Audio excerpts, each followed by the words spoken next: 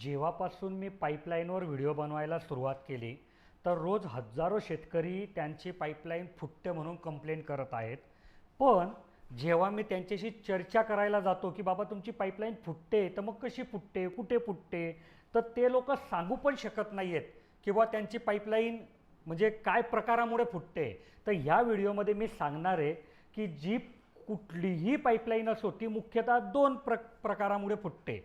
एक, प्रेशर वाढल्यामुळे की बाबा पाण्याचं प्रेशर वाढलं आणि तेवढं पाईपाची सहन करायची शक्ती नव्हती म्हणून ती अशी बाहेरच्या बाजूने फुटली, तर तो झाला एक प्रकार. आणि दुसरं की तुमच्या पाईपलाईनमध्ये व्हॅक्यूम क्रिएट झाल्यामुळे, म्हणजे पाईप असा चिपकला जातो, तर जिथे कुठे तुमचा पाईपलाईन चिपकला आहे तिथे समजायचं की तुमच्या पाईपलाईनमध्ये व्हॅक्यूम क्रिएट होते आणि त्याच्यामुळे तुमची पाईपलाईन फुटते. आणि जर तुमची पाईपलाईन बाहेरच्या बाजूने फुटते तर समजायचं की प्रेशरमुळे फुटते.